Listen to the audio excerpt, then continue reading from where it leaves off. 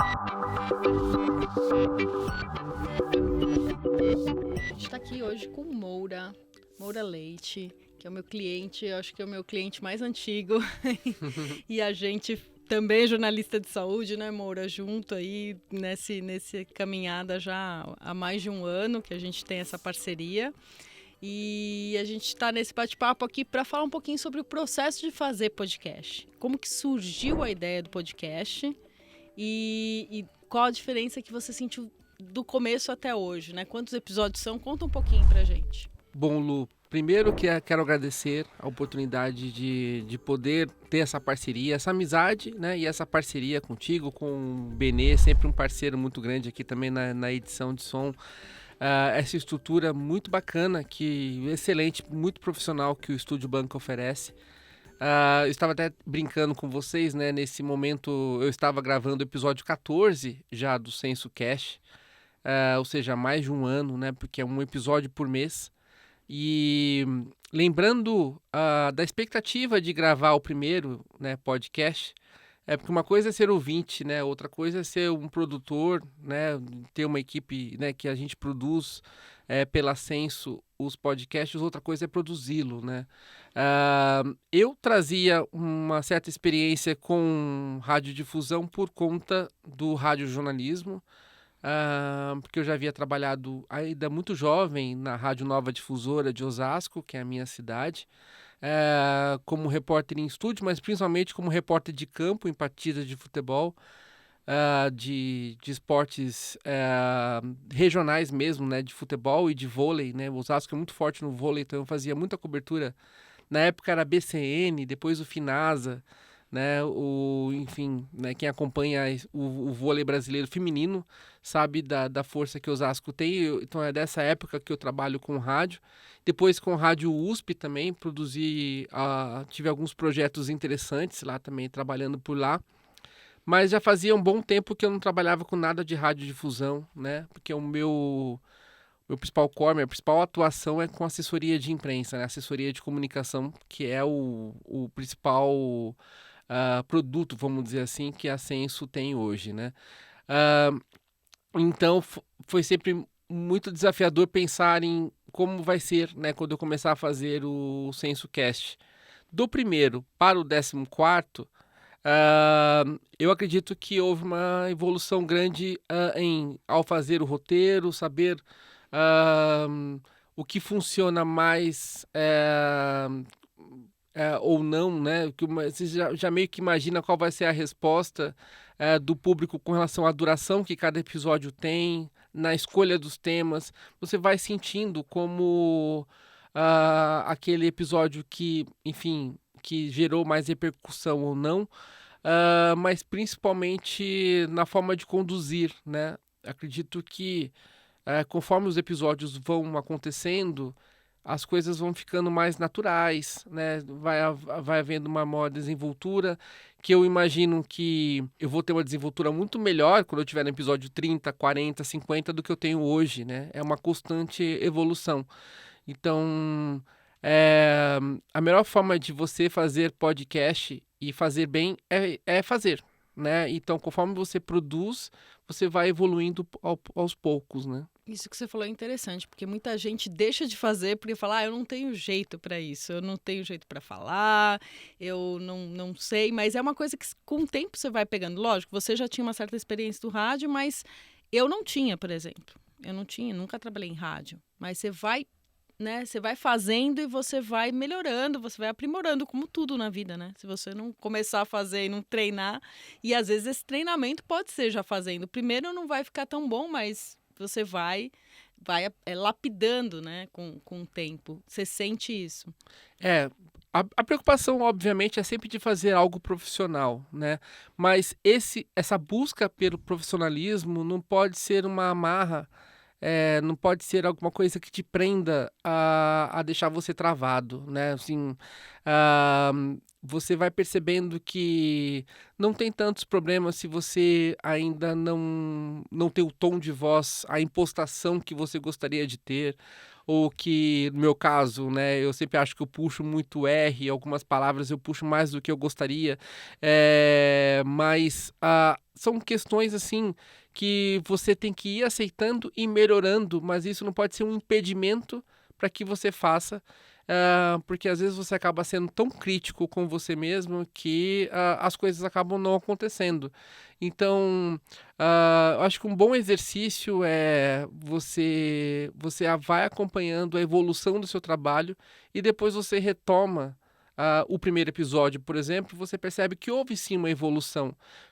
Porque conforme você vai fazendo mês a mês ou semana a semana um projeto, você não percebe, mas você evolui sim. Quando você faz um retrospectivo e vê o quanto que o fazer é a melhor coisa para você melhorar.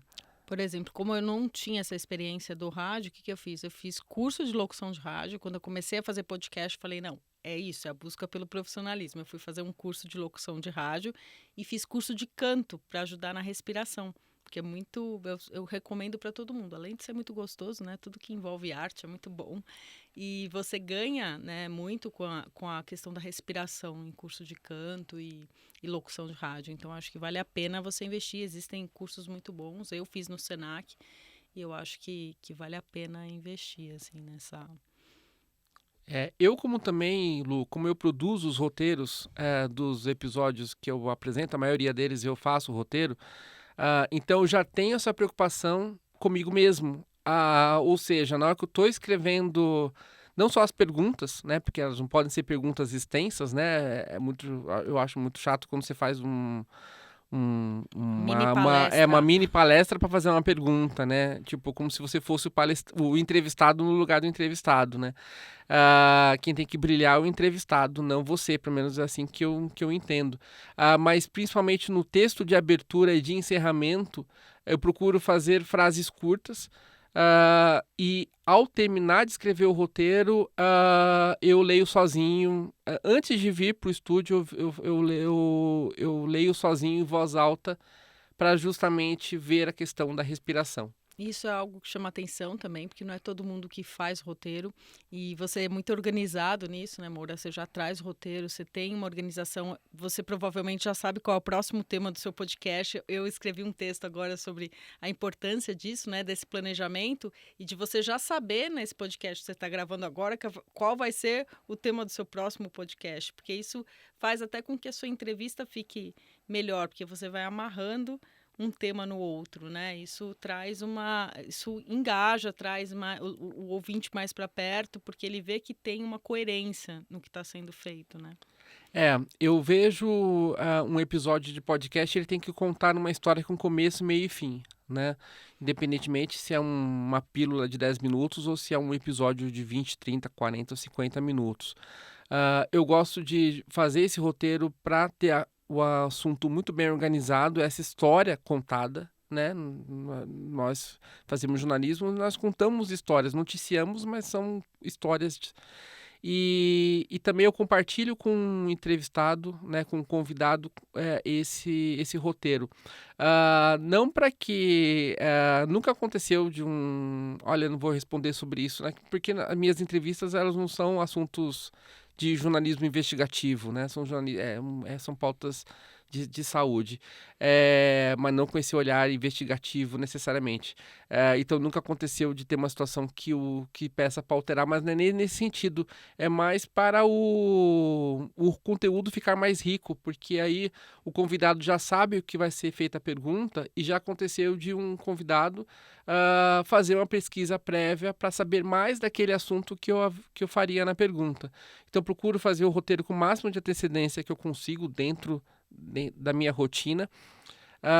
E, obviamente, eu não fico preso só ao roteiro, né? Porque no momento da troca da pergunta, às vezes a resposta vem a resposta é uma deixa para uma outra pergunta. Então, eu aproveito e faço, mas já parto de um norte que é o roteiro. Você não deixa engessado também. Roteiro não é para engessar, né? Roteiro é para guiar, né? Já Tem diz que ser o o nome. norte.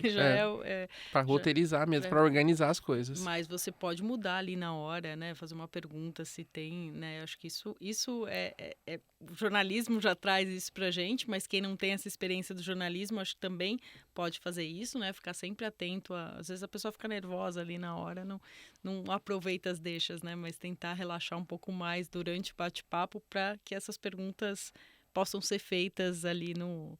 Né?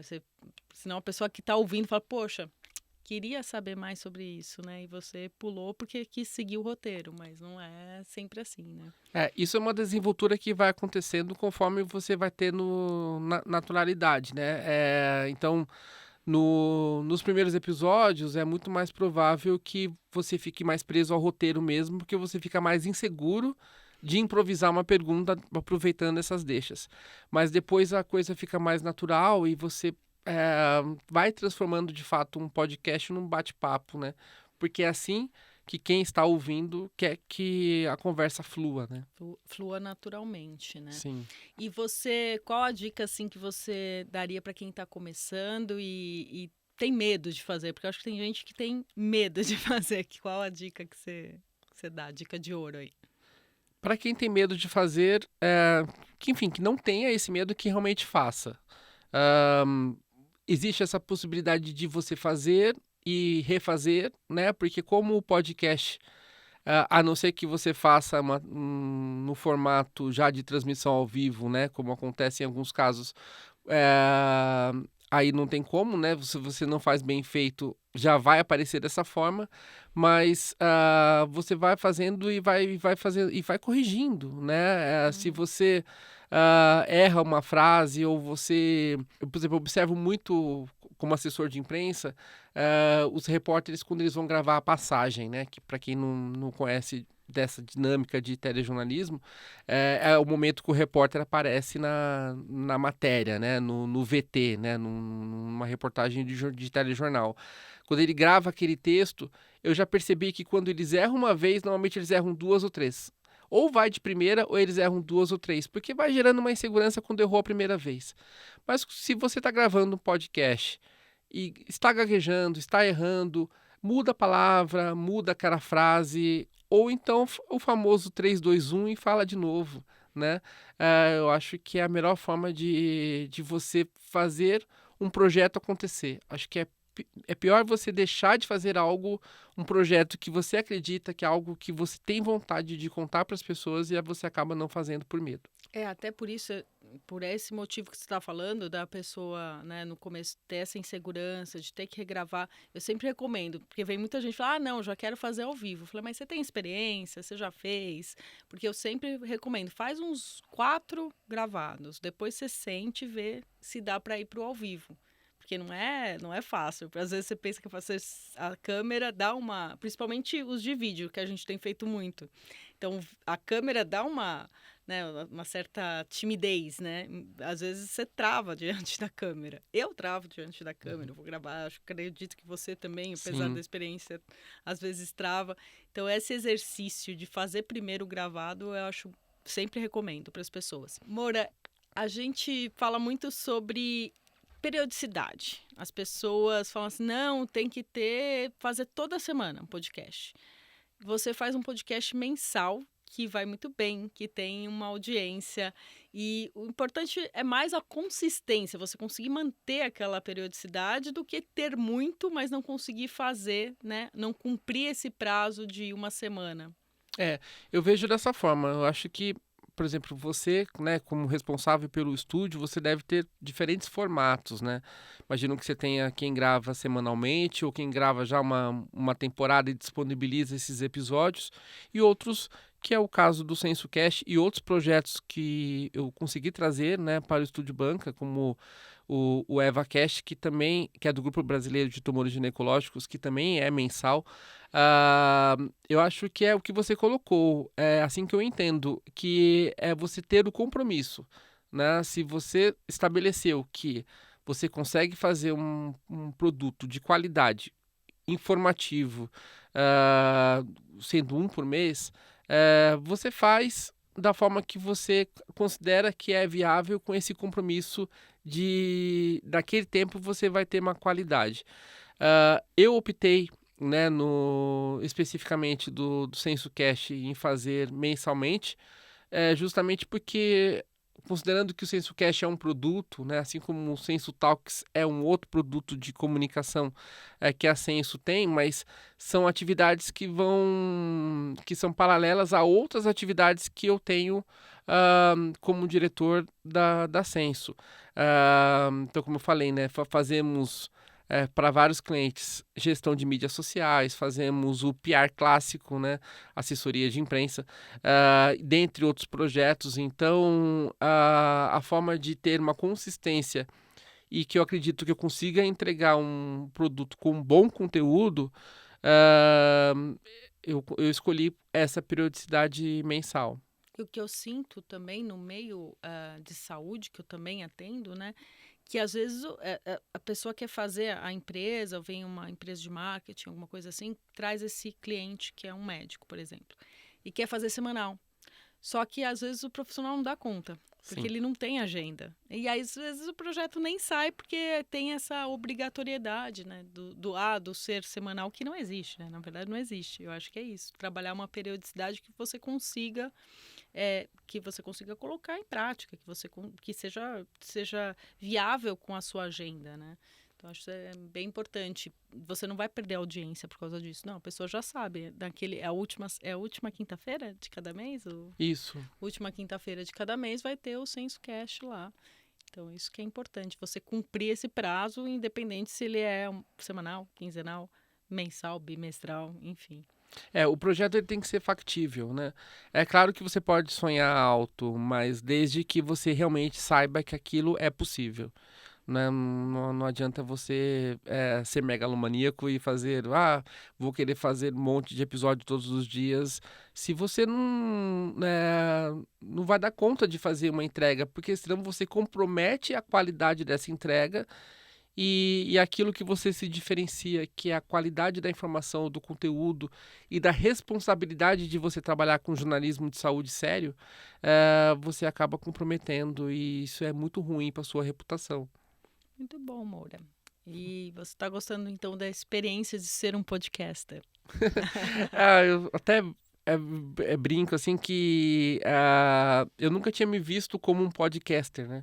Porque como, enfim, o jornalismo, ele é muito multiplataforma, né?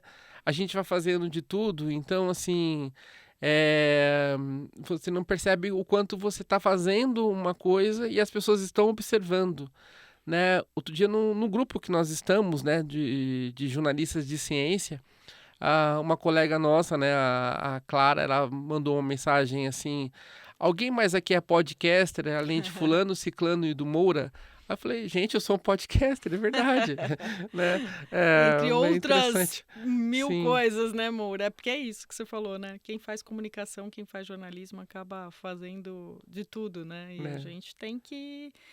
não adianta, hoje é cross-mídia, multimídia, não adianta a gente querer ficar numa coisa só. Eu acho que as mídias se conversarem aí, né? E para quem está acompanhando esse bate-papo, assim, que pensa em fazer jornalismo, eu sou daquela linha do mais otimismo mesmo, de que é uma profissão apaixonante, fascinante, mutável, né? Sabe o que é engraçado? Você nunca deixa de ser jornalista, porque às vezes Sim. falam pra mim, mas você não é mais jornalista, assim, porque eu tenho um estúdio de podcast, porque eu faço outras... Mas eu sinto assim, eu nunca vou deixar de ser jornalista, porque tá na minha essência. Tudo que eu faço tem como base o jornalismo.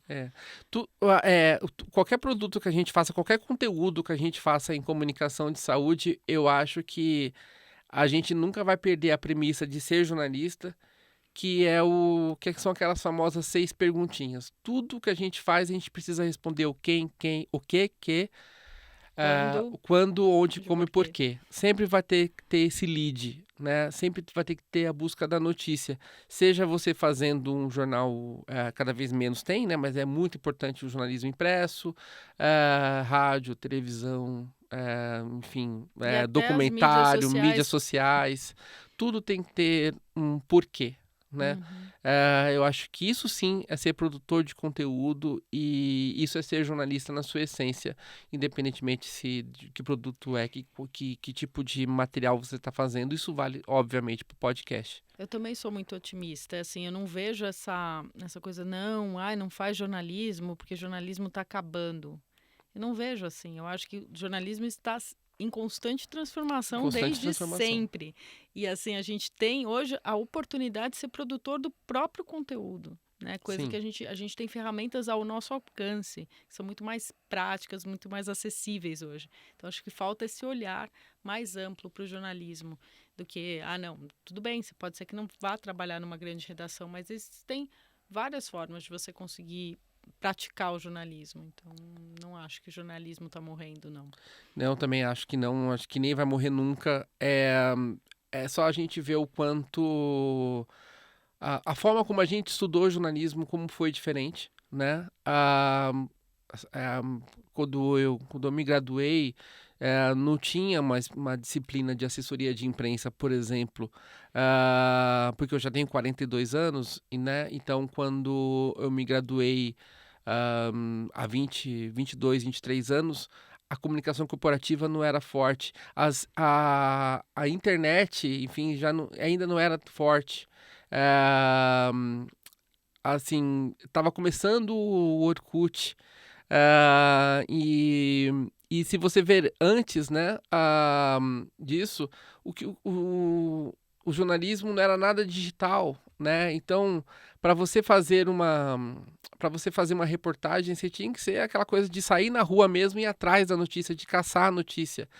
É, imagine se fosse até hoje a gente ter que fazer com tipos móveis, né?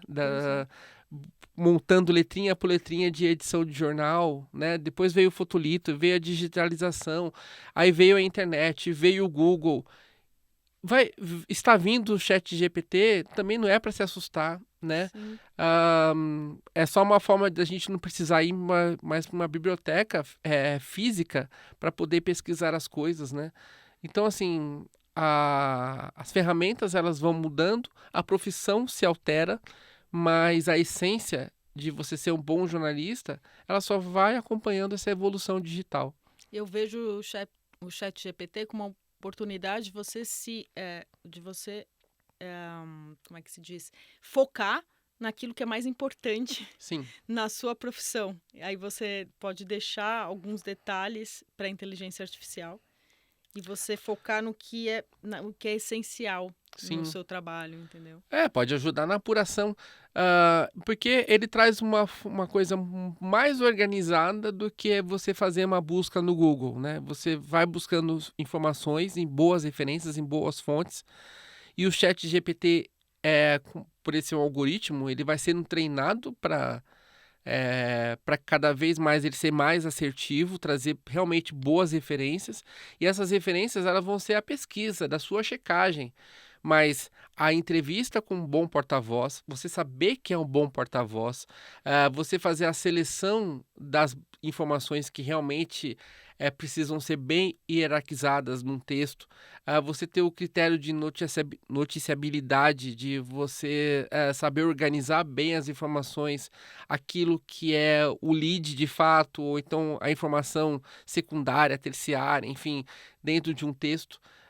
Isso só o bom jornalista vai ter. Você não vai aceitar o que ela te traz pronto ali. Exato. Você tem que checar, né? A inteligência artificial é como se fosse gerasse para você um material bruto para você não precisar partir de um zero em várias situações. Ou na redação, por exemplo, existia antigamente muito repórter na rua. Sim. E ele passava as informações para o redator, na redação o redator escrevia. Então, Exato. o ChatGPT também pode funcionar como o seu redator, no caso, e depois você edita aquilo. Então, tem várias formas de você usar que eu acho que não está colocando nossa profissão, está colocando em xeque, assim, precisa mudar. Vocês vão precisar, mas a gente sempre, é o que você falou, a gente se formou, eu comecei a faculdade, tinha máquina de escrever, Sim. não tinha computador na faculdade. Então, olha como mudou. E eu tive que correr atrás, você teve que correr atrás. Quem está jovem agora já começa com essas possibilidades, né? Então, acho que é isso. É sempre se transformando. Eu estava pensando isso esses dias. Falei, nossa, Que engraçado, né? Eu acho que quem vivia lá nos anos 70 achava que estava super moderno, que as coisas estavam muito evoluídas, não é? Que a gente olha para trás e vê hoje que, né, o quanto a gente evoluiu, mas naquele tempo aquilo era, né, o que tinha naquela época era o máximo. Então é isso, aí a gente vai. A gente não sentia falar, eu tenho que ir até quantas vezes eu fui lá na Arquivo do Estado, né? Para pesquisar. Você Sim. ia, né? Você não era a forma que você tinha que fazer, você ia. Você não imaginava que ia surgir tanta coisa, que tanta facilidade na sua vida, né? Eu sempre lembro, assim, né, olhando para trás a minha trajetória e assim, eu escrevo para jornal, e eu comecei com um jornal de bairro da minha cidade, né? Quando eu estava como aluno do ensino médio. Eu tinha 15 anos, já escrevia para um jornalzinho de Osasco, né? Ah, e aí com 18 eu fui para um jornal um pouco maior, com 19, 20 anos eu já estava na Rádio Nova Difusora. Não tinha nenhuma remuneração, mas eu estava muito feliz por ter a oportunidade de exercer a profissão ainda cursando o curso de jornalismo, né? E era das situações mais, assim, desafiadoras, assim, como, por exemplo, ah, cobrir a delegação de Osasco nos Jogos Abertos do Interior, numa cidade como Franca, por exemplo, ou São José do Rio Preto, que foram 2 edições que eu cobri.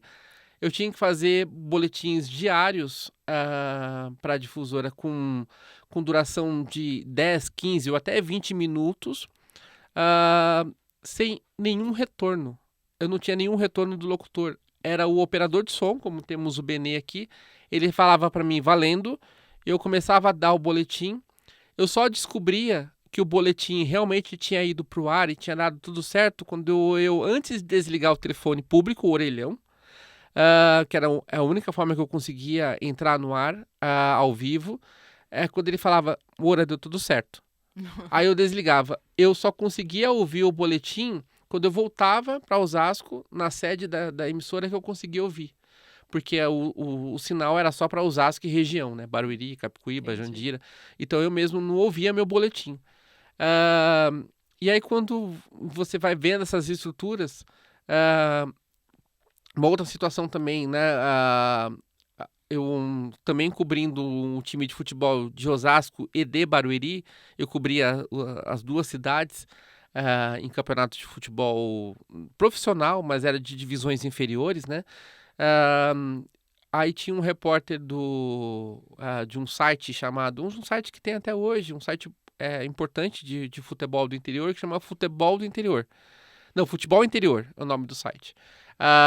Ficava um repórter na redação, ele ligava para repórteres de várias cidades e perguntava como que tinha sido o jogo. Aí eu falava a escalação de tal time e a escalação do outro time. Durante o jogo, tais jogadores foram substituídos.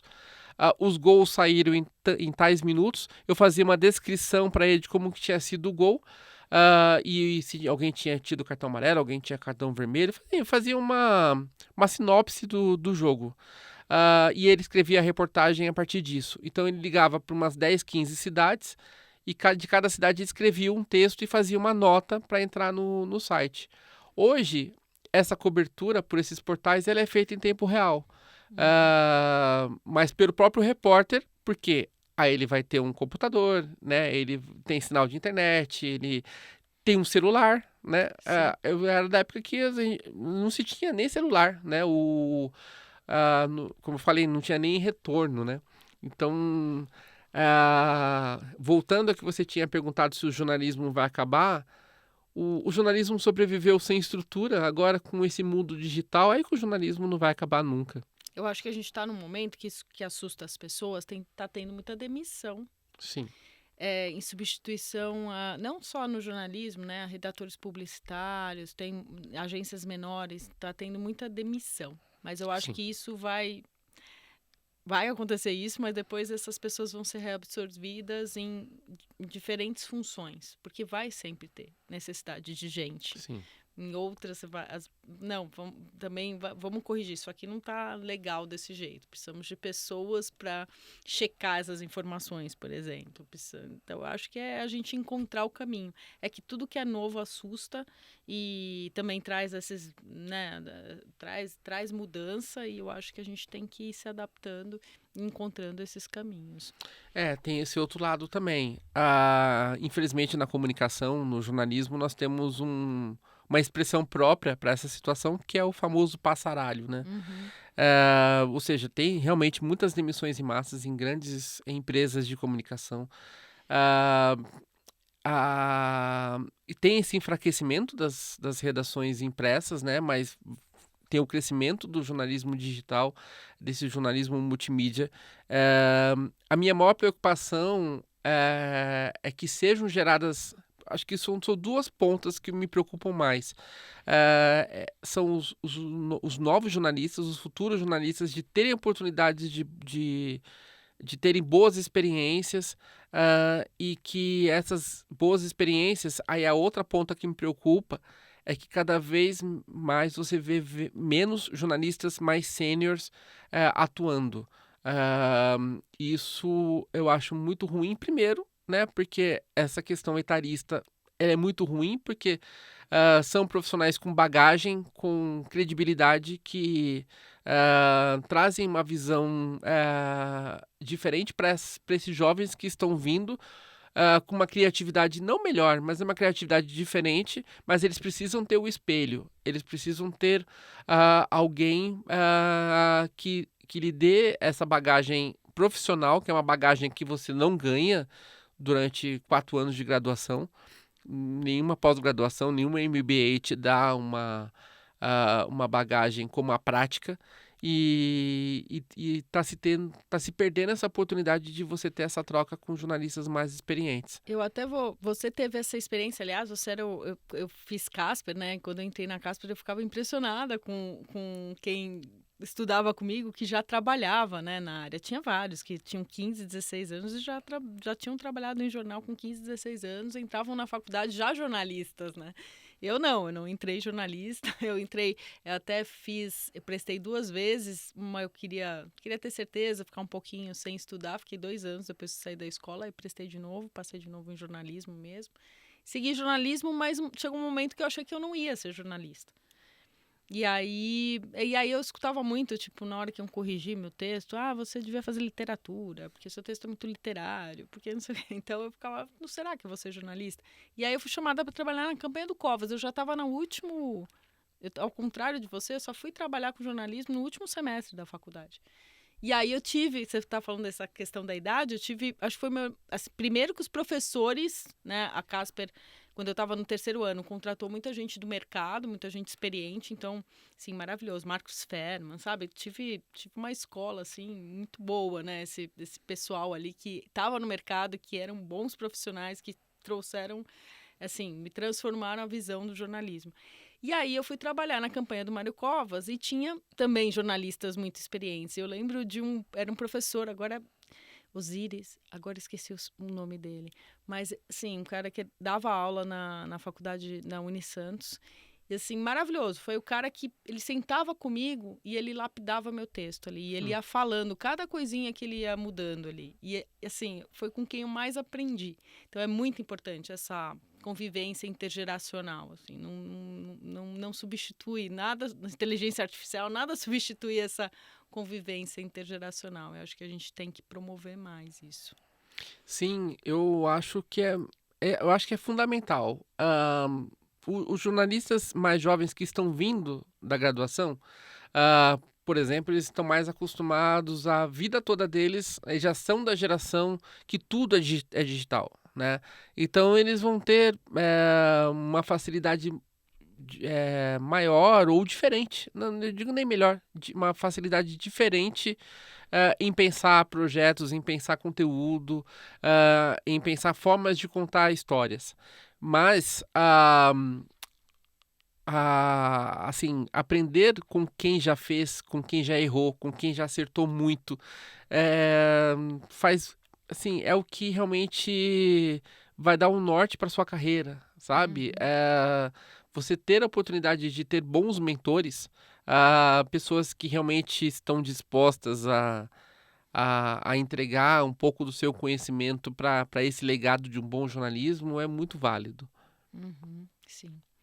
Bom, Moura, a gente começou falando de podcast, terminou falando de jornalismo, mas Sim. acho que é isso. A gente foi meio flow. Porque eu estou, ao contrário do que eu falei, estou sem roteiro.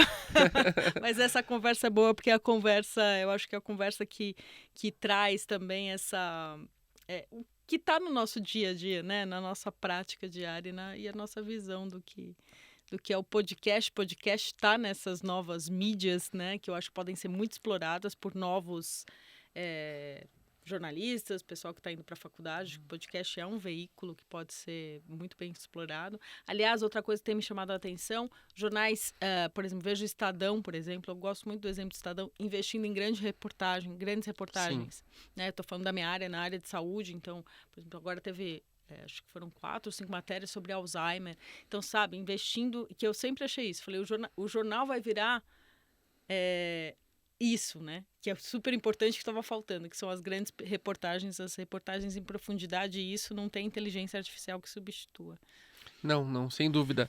É claro que pro dia a dia, né, aqueles que não queiram um jornalismo de tão boa qualidade, porque tem pessoas que fazem bem feito e os que não fazem, né? Tanto que, infelizmente, hoje nós temos um termo que é jornalismo profissional, sendo que deveria ser uma coisa redundante. Todo jornalismo deveria ser profissional, mas por conta de tantas falsas notícias e tanta coisa mal feita, e muitas mentiras, inclusive, né? Acabam tendo que ter essa necessidade de dizer que é um jornalismo profissional. Mas dentro desse jornalismo profissional, ele pode ser um conteúdo, logicamente, do jornal impresso. Claro que a essência dele é ser hard news, né? Ser a notícia do dia a dia, mas ele tendo essa possibilidade de trazer as chamadas matérias de fôlego, né? Gerar uma estrutura nas redações. A gente sabe, né, no próprio... Você deu o exemplo do Estadão, né? O Estadão trouxe de volta uma jornalista como Fabiana Cambrícoli, que está justamente com uma missão, né? Essa atuação mais de matérias especiais. Quem ganha com isso somos nós, né? Que temos a oportunidade de ter uma jornalista como ela fazendo uma série de reportagens, né? Então, quem dera que mais jornalistas como ela, de muitos veículos, tenham essa oportunidade de... Tem o hard news, ok, é fundamental a gente estar informado o tempo todo, mas essas matérias de fôlego são elas que mais fazem a diferença. Sim, e eu tenho visto essa volta, assim, porque Sim. teve um tempo que tinha muito, mas elas sumiram, principalmente na nossa área, na área de saúde, e assim, e eu tenho visto um movimento de esvaziamento da saúde de novo, do jornalismo de saúde, mas fico feliz com esse movimento do Estadão trazendo a Fabiana de volta para fazer essas matérias especiais. Eu acho que é um caminho interessante para... Lógico, é o que você falou, tem que trabalhar as hard news, mas ter essa profundidade, principalmente se quiser continuar com o impresso, né? Porque senão acho que não acontece, né? Não tem porquê hoje no mundo digital você ter um impresso, mas uma matéria de fôlego é mais gostoso você ler ali no papel ainda. Embora eu não sei se vai durar muito tempo o papel, não. Não, acho que cada vez menos, né, vai ter veículos impressos, eles já estão diminuindo, mas o importante é que essas empresas que sempre foram muito fortes no jornalismo impresso, elas continuem fortes, migrando para o digital, migrando para branded content, que você pode fazer sim, né, branded content com muita qualidade, com respeito à evidência, falando de saúde e ciência, que são nossas áreas, né, de jornalismo, fazer com qualidade, com evidência científica, e deixando esse jogo claro pro leitor, né, de que há um patrocínio, sim, mas não é só porque está sendo conteúdo patrocinado que você não tem nenhuma preocupação com qualidade da informação, né? A credibilidade, a transparência. Né? É o mais importante. Exatamente. Então, você pode sim ser sustentável. É importante que essas empresas se mantenham sustentáveis justamente para que a gente não tenha tantas situações como passarários, né? Como demissões em massa e que cada vez mais porque sim, nós que fazemos jornalismo de saúde, ciência, a gente quer ver cada vez mais colegas, né? Sim. Quer ver cada vez mais pessoas fazendo aquilo que nós fazemos, porque é, uma coisa que eu percebi fazendo jornalismo desta área, e eu que sou muito apaixonado por esporte, né? Quando eu estava na faculdade, eu queria ser um jornalista de esporte. Meu sonho era cobrir uma Copa do Mundo. Ah, e jornalismo esportivo eu tenho muito carinho por ele e faço um pouco como hobby. Mas o jornalismo de saúde e ciência, para quem faz,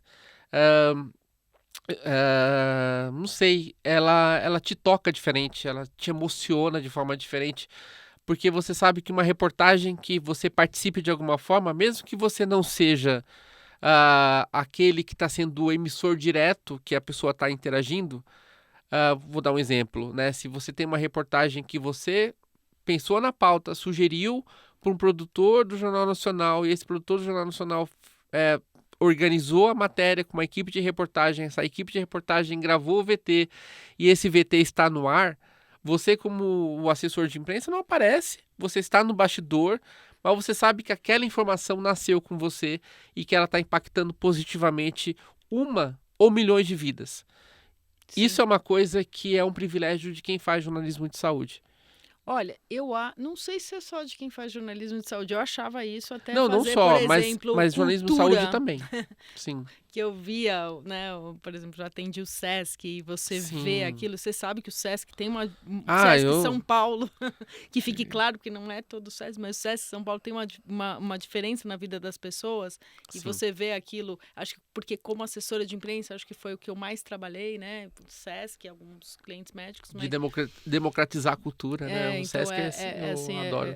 acho que tem isso. Eu acho que são as áreas que são mais sensíveis e que tocam a vida das pessoas. Eu percebo que eu gosto de fazer esse jornalismo. Sim. Eu gosto de atender sustentabilidade, eu gosto de atender saúde, eu gosto de atender cultura, porque eu acho que são coisas que mudam a vida das pessoas. Eu acho que é isso que a gente... Cidades também, na parte Sim. de você entender a cidade, como ela funciona. Eu acho que tem áreas bem... Não sei se é privilégio do jornalismo de saúde, mas tem no jornalismo. Isso é Sim. certeza que você vai encontrar no jornalismo de saúde. Porque é muito... Eu também, que falo tanto como, né, tem a parte do jornalista, mas também sou, às vezes, personagem. E é tão legal você poder transmitir isso, né? A forma de você viver uma doença, por exemplo, no meu caso, diabetes. Então, você vê que vai fazer... E eu também recebo de volta, assim, né? Ontem eu postei um vídeo, uma pessoa... Ai, eu tô aprendendo a me cuidar porque eu me inspiro em você. Isso é tão bom de ouvir, assim. Falo assim, poxa, então eu vou continuar fazendo isso. Porque às vezes você pensa, não, acho que eu não vou fazer mais. Mas aí quando você escuta isso, fala assim, não, tá valendo a pena. Se tá mudando a vida de uma pessoa, já valeu a pena. Exatamente. Isso, um jornalismo de qualidade, com boa informação, como você mesmo colocou, em várias editorias, isso acontece, né? E acho que de uma certa forma, em praticamente todas, se você faz um jornalismo de qualidade, se você está noticiando algo, é porque você quer Para impactar alguém aquele vai ser público. importante, Para né? alguém vai ser importante, mesmo que seja como por exemplo, jornalismo de culinária ou jornalismo Mesmo o de futebol, que você arquitetura. falou, o de esporte, tem gente que para ela muda a vida dela. Saber, né, Sim, ter aquela informação muda. quando você faz uma cobertura de um. Hoje nós temos um exemplo do tênis, por exemplo, que é a Bia Haddad, como nós tivemos o Gustavo Kuerten. Ah, Você faz uma cobertura sobre esses tenistas brasileiros, você vai fazendo com que outros jovens queiram ser tenistas. Ou quando você vê esse crescimento do futebol feminino, né? Futebol feminino que até os anos 80 era proibido de ser praticado no país. Nossa, é um absurdo Né? isso. Então, assim, quando as pessoas falam, mas a qualidade técnica não é a mesma, obviamente tem uma dívida histórica, Aliás, né, vai com... naquilo que a gente estava falando. Nada só vai ser bom se a pessoa tiver a oportunidade de praticar, né? E se ela não pode, nem se ela era proibida de fazer aquilo, e isso é o que você falou, tem uma dívida histórica. E vai ter né, vai ter um ponto que vai chegar lá, né? Mas tem que investir, tem que apoiar, né? Sim, então, o próprio esporte é que quando eu faço críticas ao jornalismo de esporte, eu acho que hoje o jornalismo esportivo ele está muito para o âmbito um pouco da fofoca, um pouco da vida pessoal do atleta. Obviamente a vida pessoal do atleta ela se torna pública, né? Mas a questão técnica, tática e até da forma do quanto o esporte é uma inspiração para que outras gerações queiram praticar esportes, e até que você crie de fato uma cultura uma cultura esportiva no Brasil. ah, você precisa ter um jornalismo que eu acho que tá muito entretenimento demais e pouco informativo, um pouco de Primeiro que perdendo-se no um pouco essa Brasil qualidade. sempre foi mais focado no futebol, Sim, né? E depois tem muito, no jornalismo esportivo, acho que tem muitos opinião, né? Um jornalismo sim, muito de opinião. E aí você vai, né? Não, a gente tem muitos esportes, você pode falar de outros esportes, pode ter uma coisa mais, algo mais inspiracional, que conta histórias, enfim. é. Acho que poucos veículos hoje fazem isso, né? São poucos veículos, mesmo os veículos que têm a programação dedicada exclusivamente ao esporte, né?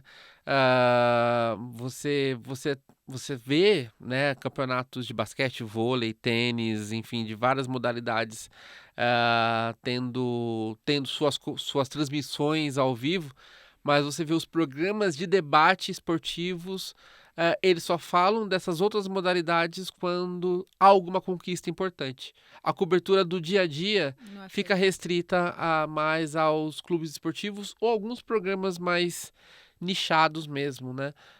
Como às vezes a ESPN tem um programa específico para falar dos esportes dos Estados Unidos, né? As ligas NBA, NFL, NHL, enfim. Mas no geral não tem esse olhar contínuo para as outras modalidades, como deveria ter. Sim. Nossa, daria um papo assim, Sim. amor, daria pra ir longe. Eu vou ter que parar, porque senão a gente não vai mais sair daqui. Que eu já ia emendar com... Não dá. Mas a Senão a gente gente. vai fazer sei lá, aqueles podcasts de 6 horas, sabe? Sim, Mas muito bom, Moura. Obrigada por ter topado esse papo, gente. Eu que chamei agradeço. o Moura de última hora mesmo. Ele veio gravar aqui no estúdio. Eu falei, vamos bater um papo sobre o fazer podcast, fazer jornalismo, e a gente tá aqui, né, Moura? E foi muito bom. Obrigado. Obrigado, Muito bom. Lu. Muito bom. É muito bom ser seu amigo, seu parceiro de trabalho e ter os podcasts feitos aqui. Como se fosse uma segunda casa para mim aqui, o Estúdio Banca. Obrigado mesmo. Obrigada, eu que agradeço.